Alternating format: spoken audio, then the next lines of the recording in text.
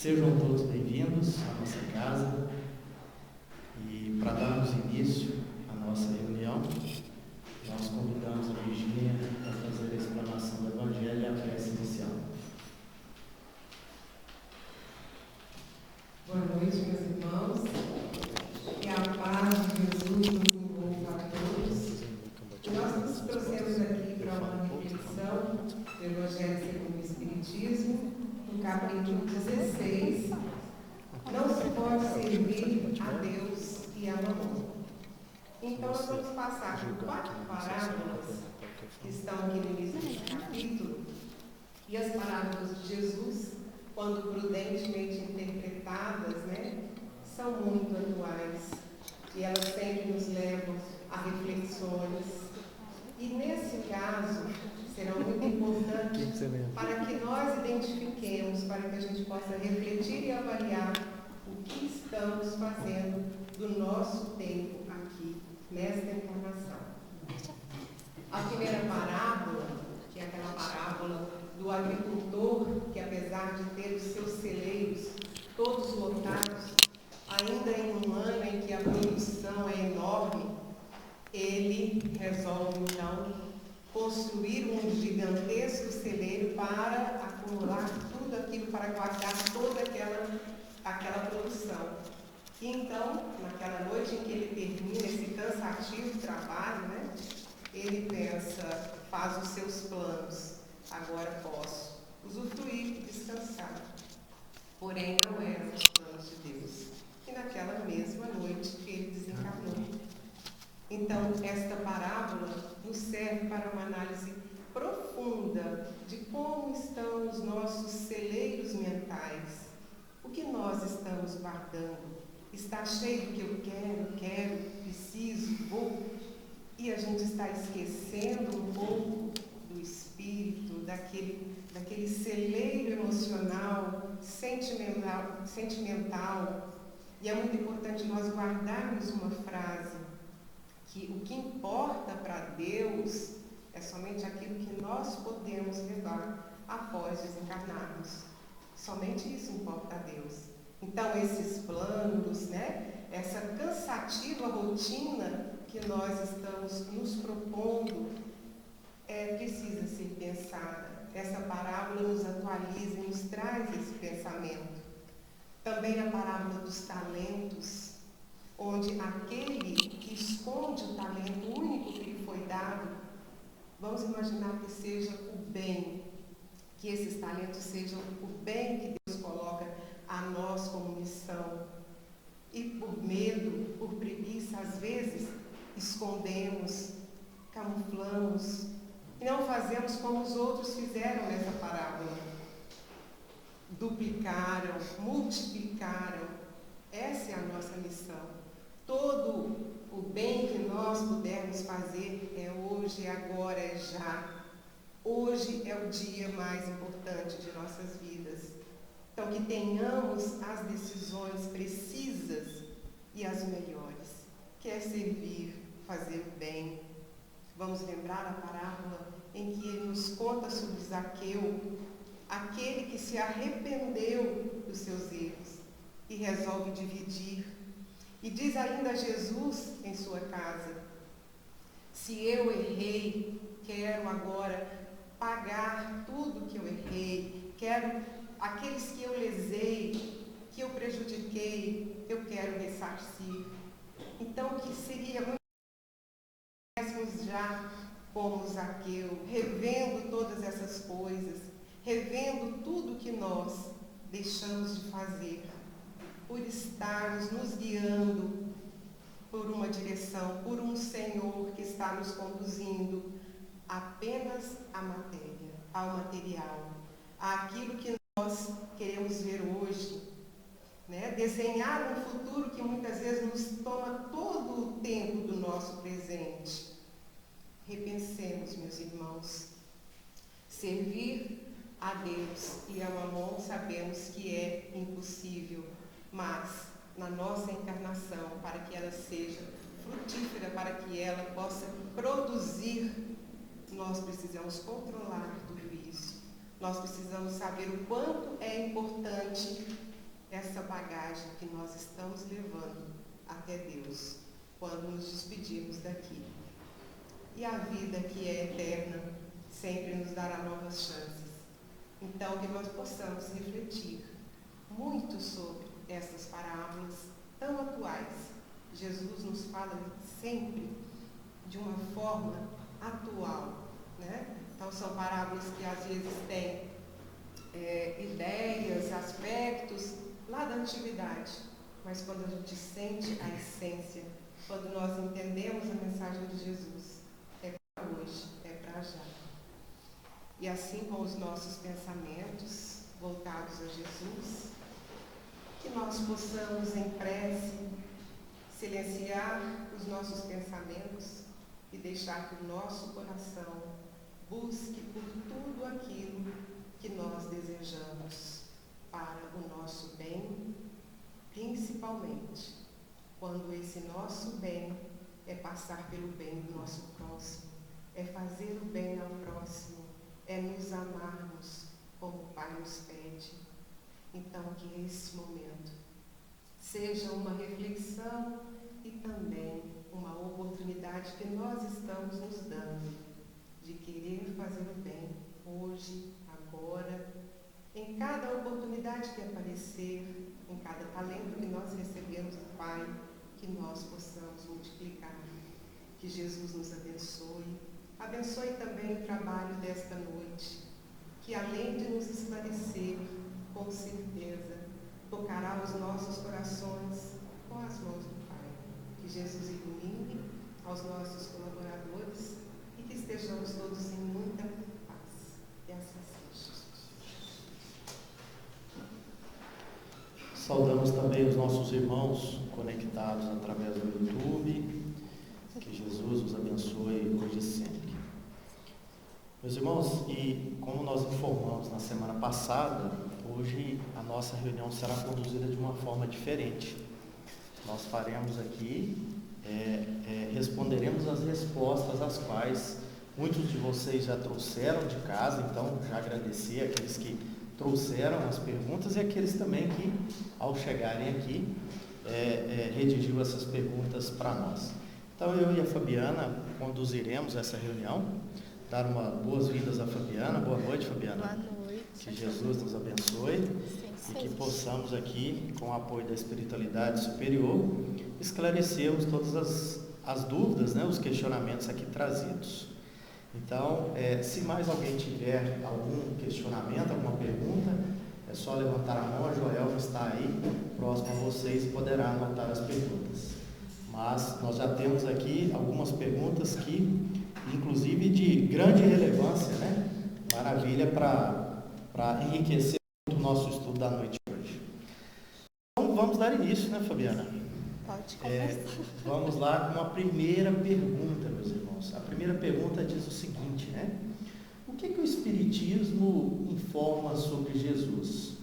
Às vezes somos muito questionados, né? Se o Espiritismo acredita em Deus, se o Espiritismo acredita em Jesus, né? Então, como que o Espiritismo aborda Jesus?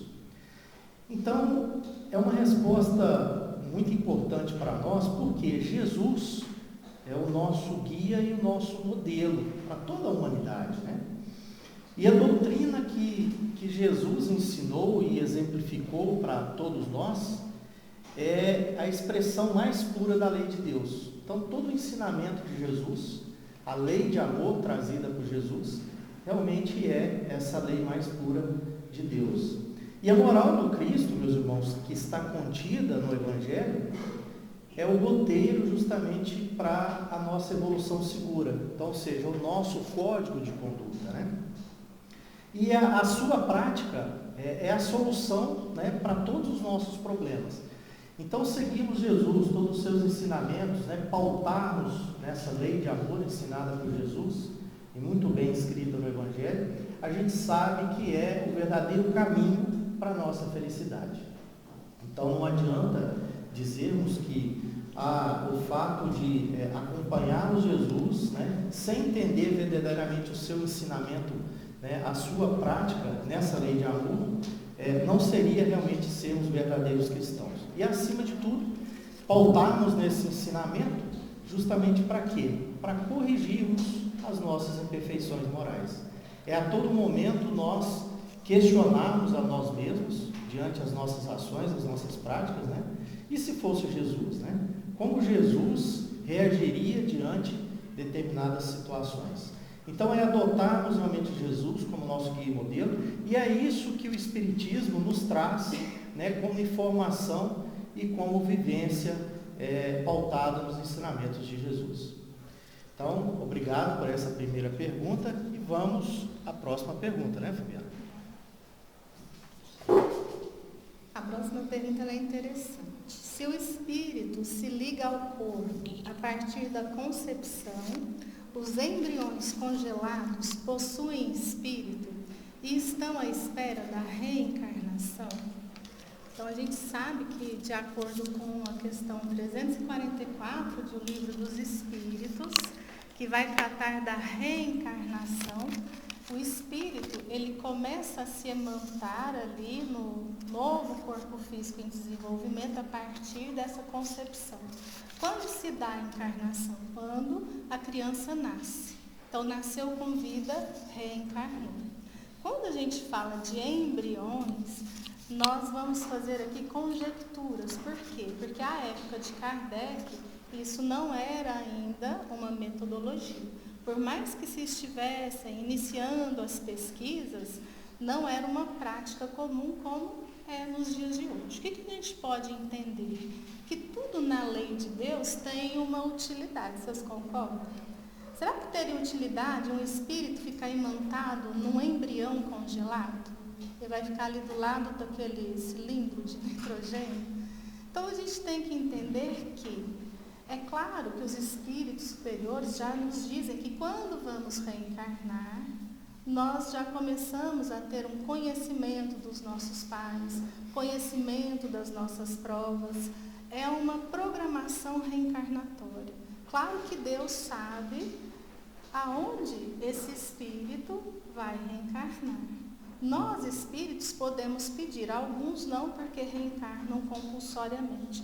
Quanto a esse embrião que está congelado, ali tem todo o livre-arbítrio dos pais. Eles podem ser implantados ou não.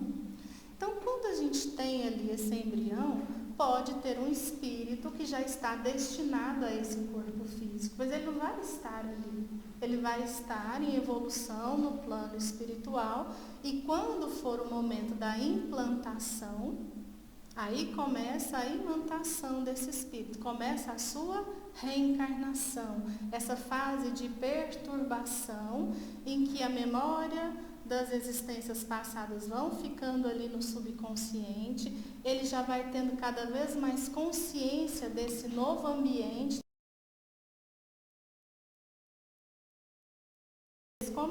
como que os bebês já dentro do ventre já vão se acostumando com esses ambientes externos. Então, achar que o espírito está ali, a gente não pode dizer que nunca vai acontecer, mas é algo que não teria utilidade. Na pergunta dessa mãezinha, a gente sente muito assim, a apreensão. E se eu não quiser colocar? É a mesma coisa que uma mulher e um homem, um casal, decidirem não ter o quê? Não ter filhos. O livre-arbítrio é respeitado. A gente tem que pensar sempre nas condições que foram realizadas. Geralmente são pais que querem muito filhos. Então, tudo para Deus é intenção, é amor. Então, não precisa ficar preocupado que o espírito estaria ali até numa expiação. Qual que seria uma expiação para esse espírito? Não saber se os pais vão ou não fazer a implantação desse embrião. Então, uma gama de fatores que a gente não pode dizer é assim, assim, assim, mas ficar ali de castigo, congelado, o espírito não fica porque não teria utilidade para ele.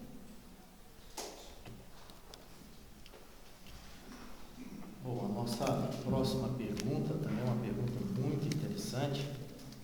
Como abordar o tema da espiritualidade com as crianças sem gerar medo ou causar traumas?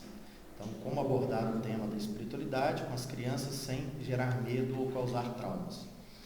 Bom, meus irmãos, é uma pergunta muito interessante, por quê? Né? Primeiramente, as crianças são ali, né, são espíritos que vêm aí também de uma jornada reencarnatória. Né? Então, ali na sua tenra idade, né, ele está trazendo com ele também uma bagagem.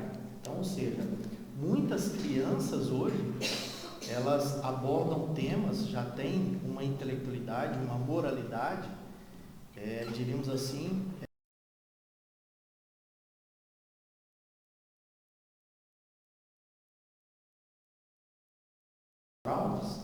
é realmente trazer para dentro do nosso lar o ensinamento da moral de Jesus, como nós mesmos falamos aqui.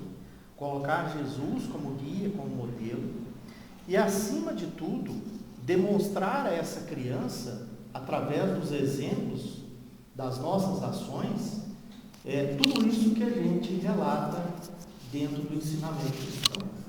Então, não adianta a gente dizer para uma criança que na moral cristã não se deve mentir, não se deve violentar o próximo, não se deve ter orgulho e egoísmo, se nós também não demonstrarmos isso na nossa prática diária. E, acima de tudo,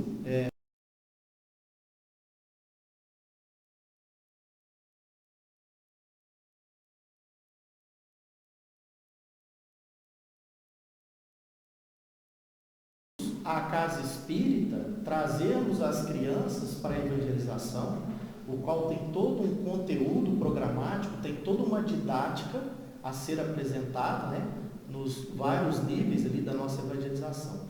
Então, a melhor forma é realmente tratar com muita naturalidade e, é claro, acima de tudo, com os nossos exemplos. É mostrar a cada uma das nossas atitudes, a cada uma das nossas ações que nós estamos agindo conforme a moral cristã. E essa prática do Evangelho, a evangelização, levar a criança à prática da caridade, isso é a melhor forma de nós abordarmos o tema espiritualidade através dos exemplos.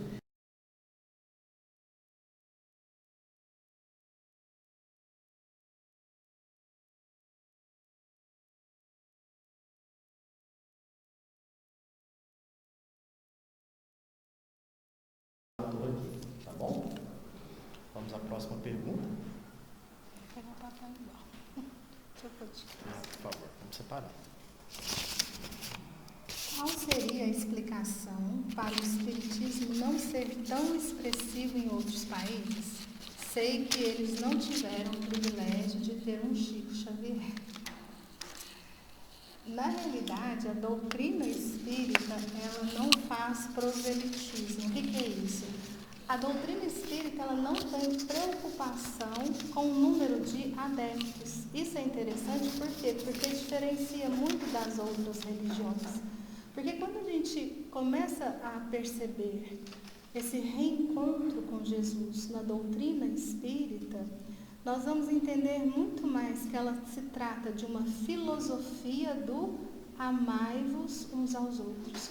Quando a gente faz um estudo de quando o Cristo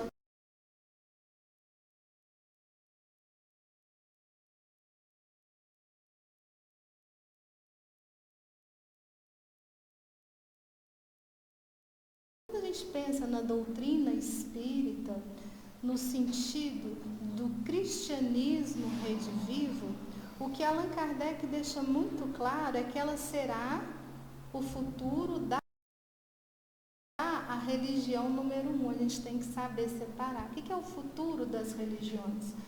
Então, os fundamentos espíritas, como a reencarnação, ela está sendo cada vez mais aceita em vários núcleos, em várias religiões. Quando a gente fala desse intercâmbio mediúnico, também vai havendo o quê? Uma aceitação, porque todos os fundamentos já existem desde que o homem, desde que o ser humano está na Terra. O que a gente tem que entender é, claro que ter um Chico Xavier despertou o Brasil para a doutrina espírita, sobretudo pelo homem que foi o Chico. E quando a gente fala das obras do Chico, a mediunidade do Chico, é uma mediunidade que muito dificilmente nós temos alguém que se compara. Mas o homem chico é que é o destaque, um homem de bem, aquele que trabalhava, que ia para a casa espírita, que fazia ali as obras mediúnicas, mas que sempre estava aonde tinha fome, sempre estava acolhendo dores. Então, quando a gente pensa no Espiritismo como esse cristianismo redivivo, como o ensinamento de Jesus, amai-vos, a gente separa muito o Espiritismo da religião. É religião? É e não é. O próprio Kardec ele vai nos dizer na Revista Espírita, se nós considerarmos como religião algo que tem uma hierarquia, a doutrina não tem. Algo que tem rituais, tem até uma pergunta aqui, a gente pode até já fazer para poder responder mais perguntas. Não tem rituais na doutrina espírita, então não tem casamento. Por que não tem casamento? Só colocando uma outra questão. Porque para o espírita, casamento é o quê? Sentimento. É o amor verdadeiro. O que Deus une, o homem não separa. Liga laços espirituais. É interessante quando essa compreensão nos chega, porque a gente vai conseguindo separar o que é a religião espírita. É o religar. É a nossa ligação com Deus, a nossa conexão com o Pai. Como que nós amamos o Pai? Como a nós mesmos. Tudo começa nesse auto-amor, essa autovalorização. Não é egolatria, não, que essa a gente tem de sobra, né? Não é egoísmo, orgulho, vaidade, mas é auto-amor. Entender quem somos nós, que estamos nessa jornada evolutiva e que o caminho é a caridade, é o amor em ação. Então não tem essa preocupação de número de adeptos. A doutrina está para aqueles que vão buscá-la. Muita gente fala a maturidade do senso moral. Quantos ateus têm essa maturidade do senso moral? Praticam a verdadeira caridade? Nós não precisamos o quê? De rótulos. Nós precisamos de Jesus, como o Denner trouxe na primeira questão, como nosso guia, como nosso exemplo, nos direcionando a Deus Pai para essa perfeição, à medida que desvestimos inferioridades e vamos nos capacitando a amar distintamente. Bom, a próxima pergunta. Em diversas religiões existe muita hipocrisia quanto aos ensinamentos. No fim das contas, é sobre os humanos e suas ações. Os espíritos têm um poder de influência sobre nossos atos?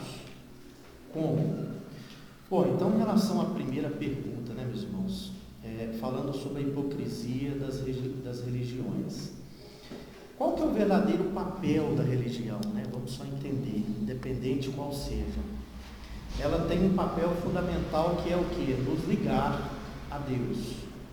Então, aquela religião que nos liga a Deus, que nos coloca aqui na condição de filhos de Deus, é a verdadeira religião.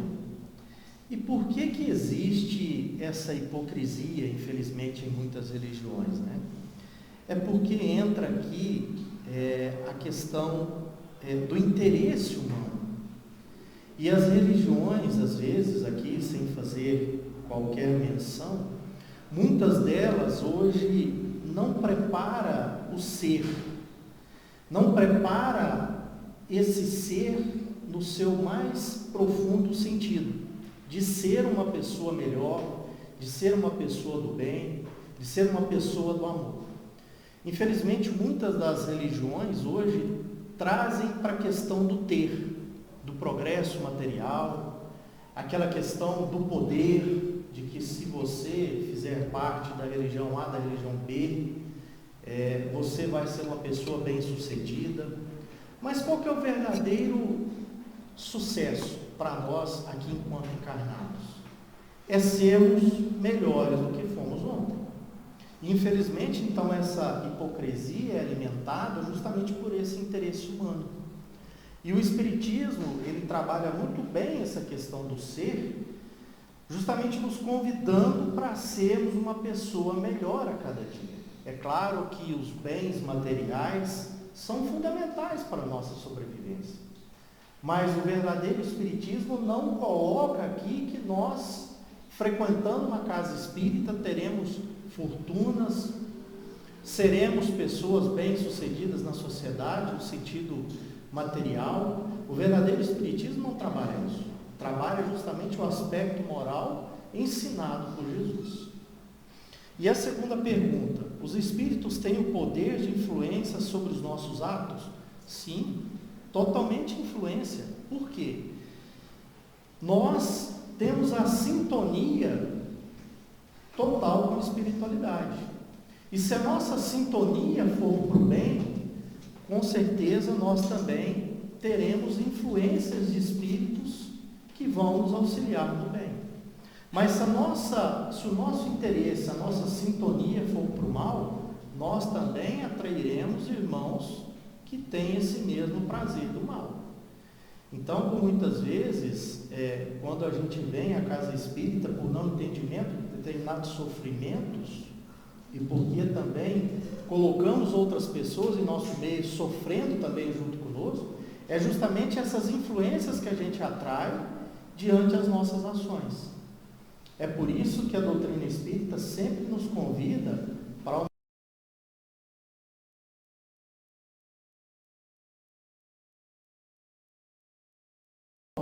desses irmãos que se comprazem justamente nessa prática do mal.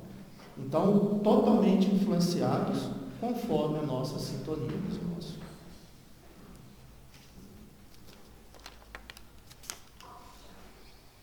A gente vai ter que fazer uns 3 pinga-fogo. Que coisa boa, né? A gente já pode fazer uma promessa, a gente vai guardar essa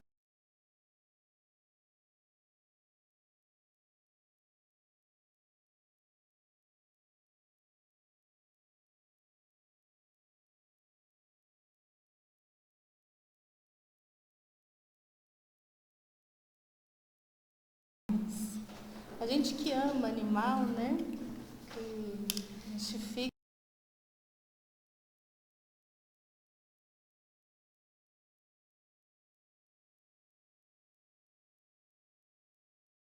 generalizada, ele já é um princípio individual, um princípio inteligente individualizado. Ele está na sua jornada evolutiva. Então, quando a gente fala do nosso progresso, todos nós que aqui estamos, nós já estagiamos nessa fase de princípios inteligentes. Então, esse princípio inteligente, quando a gente tem a tríade espírita, Deus, Espírito, Matéria, a gente tem que entender que a matéria, fluido cósmico universal, é sempre matéria. Esse princípio inteligente, Espírito, porque quando se fala, né, o que é o Espírito, o princípio inteligente da criação, a gente vai entender que uma primeira fase evolutiva é a chamada fase anímica, em que nós vamos ter as existências materiais. Então, ali no mineral, já tem um princípio inteligente, não é o mineral em si, mas é quando a gente, vamos pegar o mineral, os cristais, as famílias de cristais. Vocês já viram a quantidade de famílias de cristais? As cores, as composições, aquilo que tem afinidade, que leva à ligação dessas moléculas materiais, já é um princípio inteligente. Só que aqui ele está o quê? Ele ainda não está individualizado.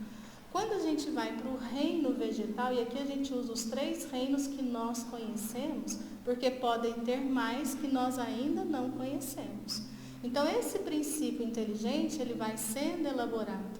Quando nós falamos dos vegetais, nós estamos já falando em sensibilidade. Os vegetais têm sensibilidade. Quando coloca, lembra na escola, põe os eletrodos, chega até judiação, chega com fogo perto, o eletrodo mexe, então ele já tem sensibilidade.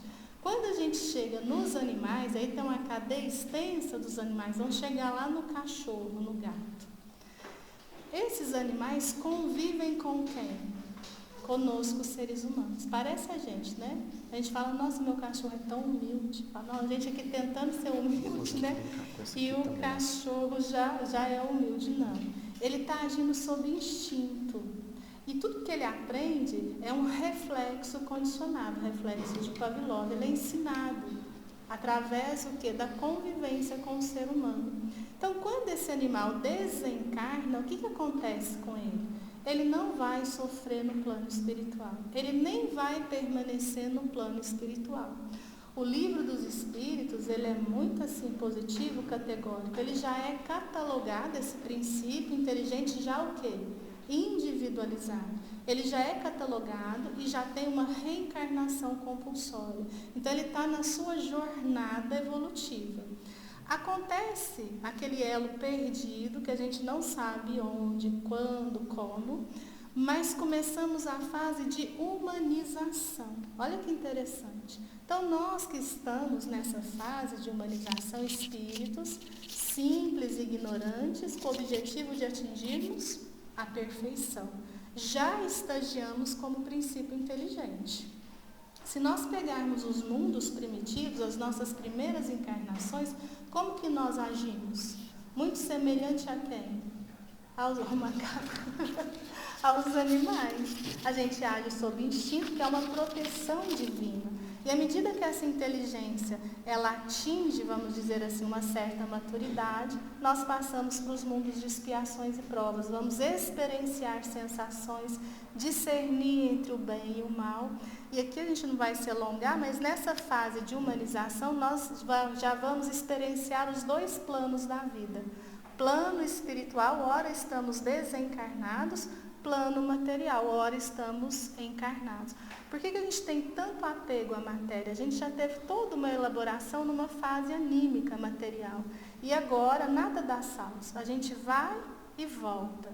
Nessas várias reencarnações, nas várias moradas da casa do Pai, nós estamos nos intelectualizando, nos moralizando. Então, essa perfectibilidade com que somos criados, ela vai atingindo cada vez níveis mais aprimorados, até que alcancemos a perfeição. Uma outra fase, a fase co-criadora, que é a fase do Cristo. Não necessitamos mais de encarnações. Aí a vida é o quê? Espiritual. A verdadeira vida, a vida em abundância, o reino dos céus que Jesus nos fala.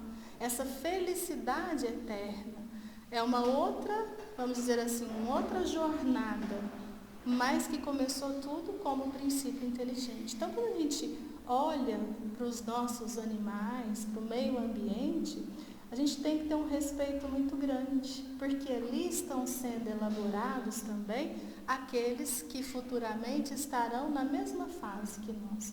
Então, os nossos irmãos animais, tem uma outra pergunta aqui, por que eles sofrem? Eles não sofrem expiações.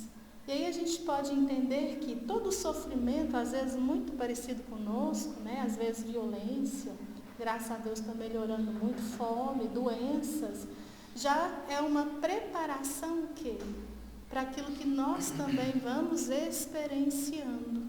Então, quando nós pensamos assim, quando passamos, por exemplo, uma dificuldade, nós já tivemos um preparo. Quando a gente fala essa elaboração, Deus é tão amoroso que Ele faz tudo o quê? Não dá saltos. Quando a gente fala, hoje eu estou conhecendo a doutrina espírita, amanhã eu quero acordar perfeita. Vou só fazer a caridade. Tem jeito? Na nossa condição evolutiva, não tem. É como a gente pegar uma gestação, estou grávida e amanhã eu falo para o médico, nossa, estou tão ansiosa, pode tirar meu bebê que eu já quero criar ele logo. Tem como? Não, tem um processo de 9 meses. Então, o nosso processo de perfeição é assim. Os animais são princípios inteligentes já individualizados. E aqueles que estão conosco, eles já têm um grau de inteligência mais amplo devido à convivência. Pensemos em mundos superiores. Como que serão esses animais? Interessante como que tudo na natureza tem essa evolução. Tudo vai alcançar a perfeição. Tudo quando a gente fala em espírito. Matéria não. Matéria, sempre matéria. Deus fez os mundos materiais, fez a matéria para que o espírito possa atingir a sua perfeição. Próxima pergunta. Como nos prepararmos melhor para esse período de transição planetária e contribuirmos com a espiritualidade maior? Bom, meus irmãos, quando se diz aqui a transição planetária, está se referindo a essa passagem do mundo de expiações e provas para um mundo de regeneração. Vale lembrar que nós já vivemos em mundos primitivos, onde éramos bárbaros, diríamos assim, né? Sem qualquer consciência para o bem, consciência para o amor. E hoje habitamos um mundo de expiações e provas, o qual o mal ainda sobrepõe o bem. Porém, a gente sabe que nós vamos evoluir para um mundo de regeneração. E nesse mundo de regeneração, ainda existirá o mal? Sim, existirá. Só que nós estaremos muito mais com as nossas consciências voltadas para o bem. E nós já trabalharemos em função desse bem. Então, como nós contribuirmos para essa transição planetária, nós que já temos a consciência em relação à importância do bem e à importância do amor, é já iniciarmos essa prática, é já trabalharmos voltados para esse bem, para esse amor, e claro que colocarmos como objetivo a máxima: amar a Deus sobre todas as coisas e ao próximo como a si mesmo. Então, ou seja, para nós amarmos o próximo, amarmos a Deus, não adianta se nós também não nos amarmos. Então, ninguém tem condição de dar aquilo que não tem, aquilo que não oferece a si mesmo. Então, contribuirmos com essa transição planetária é colocarmos o bem como prioridade em nossas vidas. É nos colocarmos a todo momento como verdadeiros cristãos, como verdadeiros espíritas, buscando a todo momento a correção das nossas imperfeições morais e nos colocando também no lugar do próximo, dizendo: o que eu posso fazer em benefício do próximo? O que eu posso ajudar? O que eu posso contribuir? Não é pensar somente no meu progresso, somente na minha evolução, mas nós, como responsáveis pela transformação desse mundo. Às vezes a gente se fala tanto em combater a corrupção no nosso Brasil, mas às vezes a gente se liga tanto à questão de um combate à corrupção aos nossos irmãos políticos, às nossas autoridades, e a gente às vezes não observa as corrupções que nós realizamos no dia a dia. O fato de furarmos uma fila, o fato de pararmos em fila dupla, o fato de querermos levar vantagem diante de qualquer situação. Então, ou seja, quando nós agimos com a consciência no bem, nós passamos a observar essas questões que por vezes não observávamos quando não nos colocamos como verdadeiros cristãos, e que isso passa a fazer uma diferença muito grande em nossas vidas e também ao nosso próximo. Então, contribuirmos com essa transição planetária é, acima de tudo, nos colocarmos como esses responsáveis por essa transformação. Tanto a nossa transformação, como também ajudar os nossos irmãos nessa transformação. E, acima de tudo, dar os verdadeiros exemplos como verdadeiros cristãos.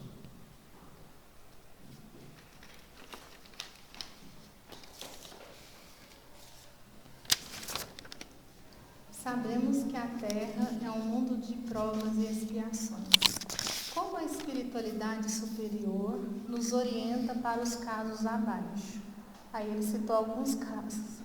Se roubarmos na encarnação atual ou em encarnações anteriores, vamos ser roubados para pagar os nossos erros?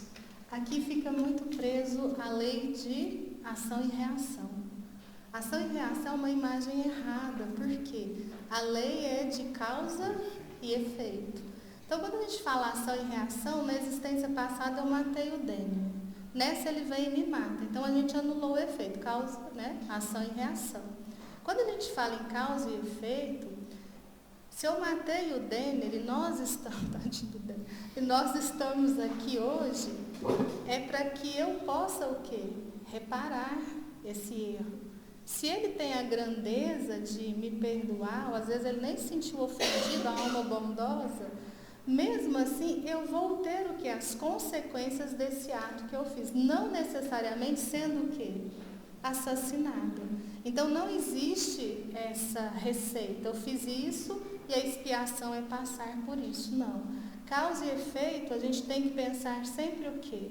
Que tudo que nós fazemos, e não é só as ações, os pensamentos também, a gente fala, nossa, eu já melhorei, né? Já não estou falando, mas e os pensamentos? Então, tudo que nós emitimos, transmitimos de nós, vão ter consequências. Se forem boas, consequências boas. Se forem ruins, a gente não pode nem falar que a consequência é ruim. A consequência é o quê? Um aprendizado. É Deus, Pai, nos educando. Então, a gente sempre pensa na justiça divina. Como a gente tem essa lei de amor gravada na consciência, a cada ato de desamor, eu mesmo, a gente não precisa desencarnar, passar por um tribunal. Não, qual que é o tribunal? Da consciência. Então, eu mesmo já gerei o quê? Um débito perante essa lei de amor. Como eu vou ter a consciência, como eu vou arrepender, espiar, reparar, aí é toda uma programação que não necessariamente alguém faria aquilo que eu fiz. E para a gente, deixa eu só colocar aqui, que ele fala, quando este ciclo vai terminar. Ele fala do adultério também, né? A punição também como adultério. Então, se a gente tiver o adultério, seja o que for, então, lembrando dessa causa e efeito, tudo que a gente faz, a gente tem uma consequência não necessária, atrair na existência passada. Por isso, nessa, toda pessoa que eu arrumo me trai. Pode ser que a gente tenha expiação nesse sentido, mas pode ser que seja totalmente o quê? Em outros sentidos. Porque para Deus vale a intenção. Quando nós arrependemos verdadeiramente, nós mesmos é que pedimos essas provas para a nossa melhoria. Quando a gente está falando ali desse tribunal da consciência, nós já geramos o quê? Essa consequência, esse débito que vai ser interrompido quando ele questiona quando que isso vai terminar. Quando vocês acham que isso termina? Com a reparação. Mas no caso aqui, eu e o Denner, quando nós nos amarmos, no sentido fraterno, o perdão é sempre aquele ponto final das mazelas. Nas reuniões mediúnicas, a gente vê que uma traição, aqui está falando de adultério, às vezes leva o espírito a séculos e séculos de obsessão, de vingança, querer a vingança. E eles são acolhidos e desistem, uns sim, outros não. Por quê? Porque entendem que todo o mal que nós queremos praticar, a quem nós realmente vamos fazer mal? A nós. Então eu quero que o outro padeça, que o outro sofra e comece a beber veneno para ele morrer. Não vai acontecer. Então quando a gente pensar, estamos num mundo de expiações e provas. Quando a gente fala em expiações, são ligadas a esses erros passados. Mas nós não temos como saber se é a prova ou a expiação. Só depois que a gente vai saber os planejamentos reencarnatórios. O que nós temos que fazer aqui, hoje, agora? Independente se a gente está passando por provas, por expiações, é buscar esse amar o próximo, esse amarmos, o perdão, buscar a humildade. E não pensemos que jamais, se nós matamos, vai ter que nascer algum assassino para nos matar. Ninguém reencarna para fazer o mal. Acontece, mas ninguém reencarna para ser assassino do outro. Ninguém reencarna para roubar o outro. Ninguém reencarna para trair o outro. Isso acontece pelo nosso livre-arbítrio, liberdade que temos de escolha. Podemos, à vontade. Mas da mesma forma que nós estamos lesando o próximo, nós já criamos para nós essas consequências, esses débitos, que vão ser pagos de que forma? É interessante que cada um não é igual à nossa lei, que tem ali uma pena. Não, assassinato é tantos anos de cadeia. Para nós, não. Depende do arrependimento, depende muitas vezes até mais da reparação, que é esse amor que cobre a multidão de pecados. E só para a gente finalizar, a gente tem que pensar que muitos de nós, se não temos erros gravíssimos hoje, nós devemos tê-los no passado. Estamos aqui pela misericórdia de Deus, porque espíritos bondosos nos acolheram. Então, quando a gente estiver diante de um criminoso, de um crime hediondo, que a gente se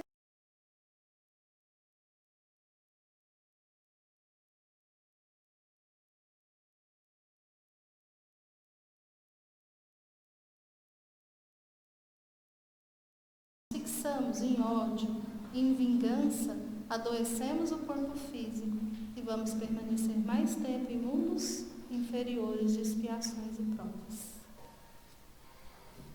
Vamos lá.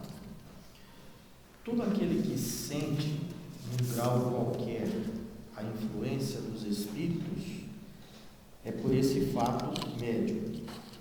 Raros são aqueles que, dessa mediunidade, não possuem nenhum rudimento. Que significa, esses raros não possuem nenhum rudimento? Bom, meus irmãos, o Espiritismo nos ensina que todos nós somos mais ou menos médios. Né? Por quê? Como a gente falou anteriormente, nós recebemos a todo momento a influência dos nossos irmãos espíritos. E aí, essa influência vai ser diretamente relacionada justamente à nossa sintonia, à nossa frequência ali, justamente com esses irmãos. Como a gente disse, se eu tenho uma afinidade para o mal, eu vou atrair para mim aqueles irmãos também que têm a mesma afinidade. Se eu tenho afinidade para o bem, é claro que nós estaremos amparados também pelos irmãos do bem. E aí, o que é, para a gente entender um pouco mais, o que é a mediunidade, né? A mediunidade é algo que permite justamente essa comunicação, né, plano físico com o plano espiritual. É uma faculdade que muitas pessoas, elas trazem consigo ao nascer, independente da religião. Então aqui também fica um outro ponto, né? Só no Espiritismo que existe médium? Não. Todas as religiões existem a prática da mediunidade. Então, independente se é no catolicismo, se é os nossos irmãos protestantes, os evangélicos, né, de modo geral, os nossos irmãos das seitas espiritualistas, então toda ela tem a questão da mediunidade presente. E aí, o que é importante nós entendermos sobre a prática mediúnica, né, na visão espírita? No Espiritismo, a prática mediúnica é aquela que é exercida justamente com base nos princípios da doutrina espírita. Então, que princípios são esses, né? Dentro da moral cristã. Então, ou seja, a mediunidade numa casa séria, uma casa espírita séria, era levada com muita seriedade também, dentro dessa moral do Cristo.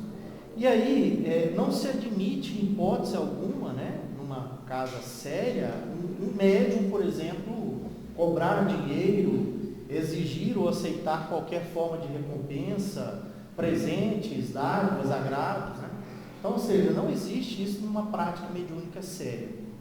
Então, às vezes a gente vê alguns irmãos, né, numa prática mediúnica que para o Espiritismo não é a verdadeira prática mediúnica. A gente se vê aí, né, algumas publicidades, traga o seu amor em 7 dias, ou o seu dinheiro de volta, né, algumas promessas que são feitas por alguns irmãos que usam de uma mediunidade que na visão espírita não é uma mediunidade devida. E ali começa, né, a ter um envolvimento, principalmente financeiro, muito grande, e que, principalmente diante das dores, dos sofrimentos que as pessoas têm, infelizmente elas vão sendo envolvidas e vão entrando naquilo ali de uma forma que traz um sofrimento muito maior. Então a mediunidade na visão espírita é justamente pautada na questão da moral cristã. Então, ou seja, nos princípios dessa doutrina espírita que prega que se eu tenho essa faculdade, se eu tenho essa mediunidade, ela tem um único papel, fazer o bem. Então, é acolher os nossos irmãos desencarnados numa reunião mediúnica, por exemplo, e através dessa comunicação, dar a oportunidade a esses irmãos ter um novo direcionamento espiritual e, acima de tudo, aproveitar-se dessa comunicação para também trazer um ensinamento e um direcionamento moral para todos nós. Então, o objetivo dessa mediunidade, ela trabalhada de forma séria na casa espírita, é justamente para o nosso aprendizado acima de tudo. Diferencia a ostensiva da não própria solução. Sim, boa pergunta. Isso.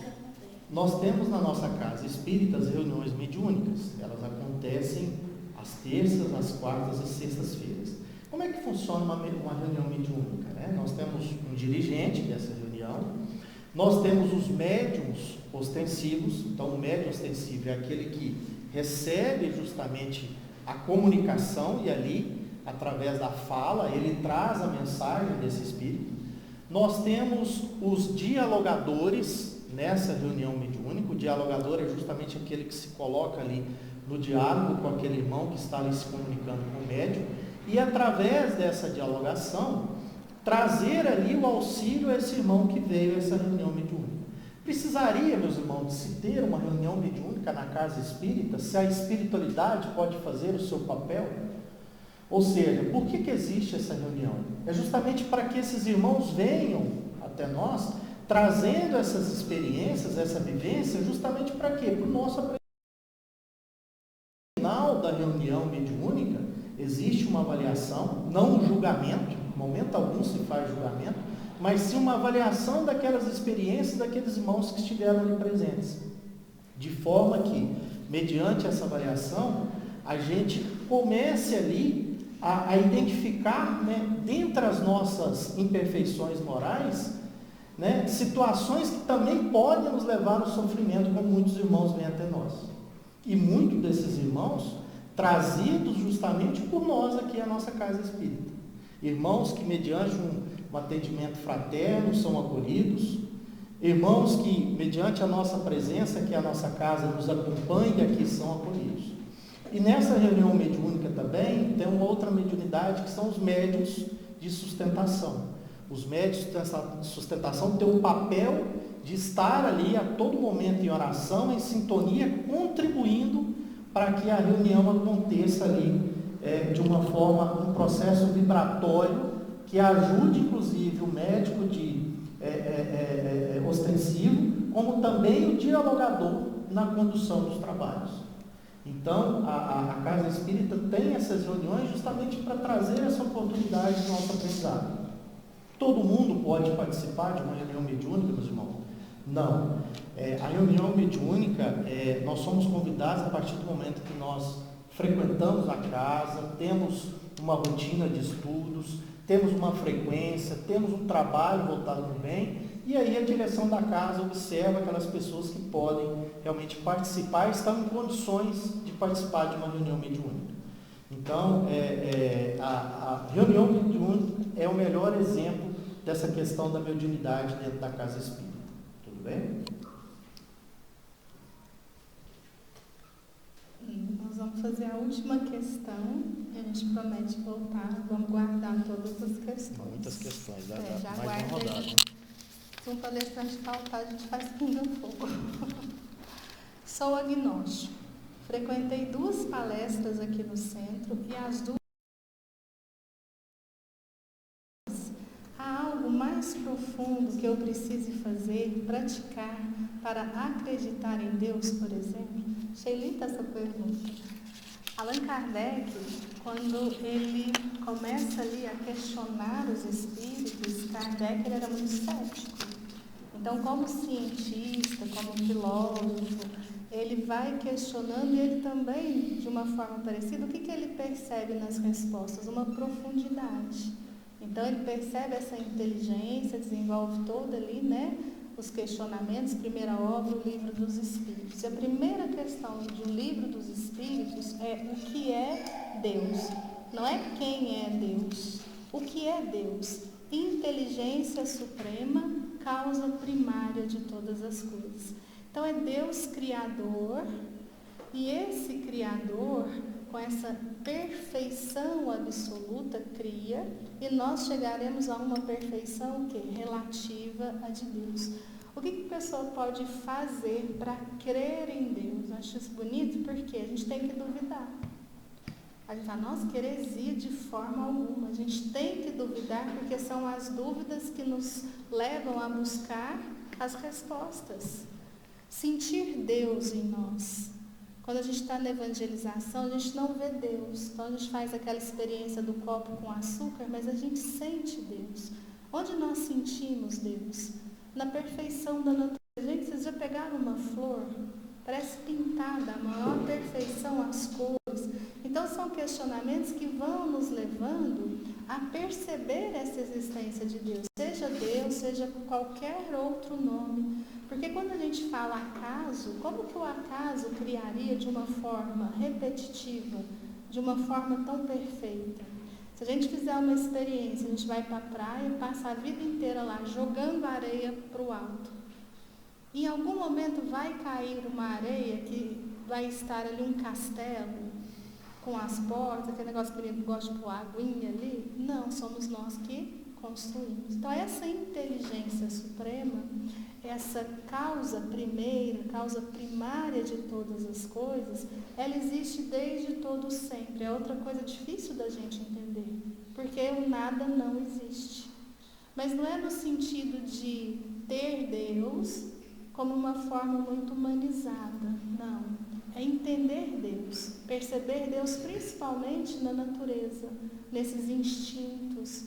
E aí nós vamos também, de uma forma até fácil, quando a gente fala sentir Deus. Por quê? Porque é uma crença inata em todos nós.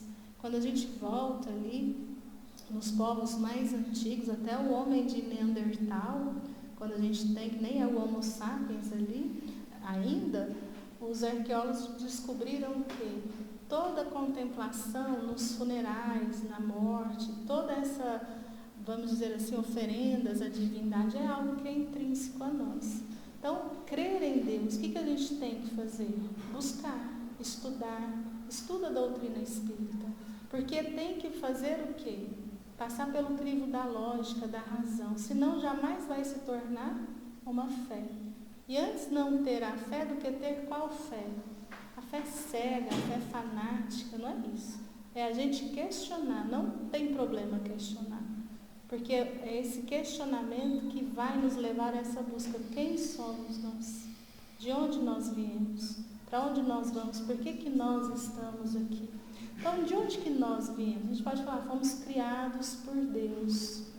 É uma criação, somos a sua imagem, porque vamos alcançar uma plenitude de amar de forma ilimitada. É uma jornada progressiva. A doutrina espírita nos traz essa lei do progresso, que nós vamos estar constantemente aprendendo, nos moralizando. Que Jesus nos abençoe. Obrigada a cada um pelo carinho, pelas questões. E quem ficou sem resposta, se estiver curioso, depois conversa com a gente. Senão a gente vai deixar para o próximo Pinga Fogo. Abençoe a todos. Bom, meus irmãos, eu estava vendo aqui, nós temos 6 perguntas, infelizmente o tempo não foi suficiente. Vamos guardar, né, Fabiana? E vamos marcar no futuro próximo um novo Pinga Fogo, né? E trazer, inclusive, outros palestrantes da casa para fazer parte dessa mesa. Então, assim, eu gostei muito. Foi maravilhoso. É uma forma diferente de nós tratarmos os variados temas e trazer vocês de uma forma mais interativa a participar conosco. Então, nós prometemos, né, Fabiana? Vamos muito bem guardar essas perguntas e agendaremos um próximo aí. Bom, agradecer a cada um de vocês que esteve aqui presente, agradecer a espiritualidade que se fez presente também, nos intuindo aqui. E é claro que, caso vocês tenham outras dúvidas, podem nos procurar também. E como recado final aqui, a gente reforça os estudos às quintas-feiras. Então, tudo isso que a gente fez aqui de uma forma bem dinâmica, isso acontece, né, Fabiana, às quintas-feiras nos estudos que a casa oferece. Então, a partir das 17 horas, né, das 17 às 18, das 18 às 19, das 19 às 20,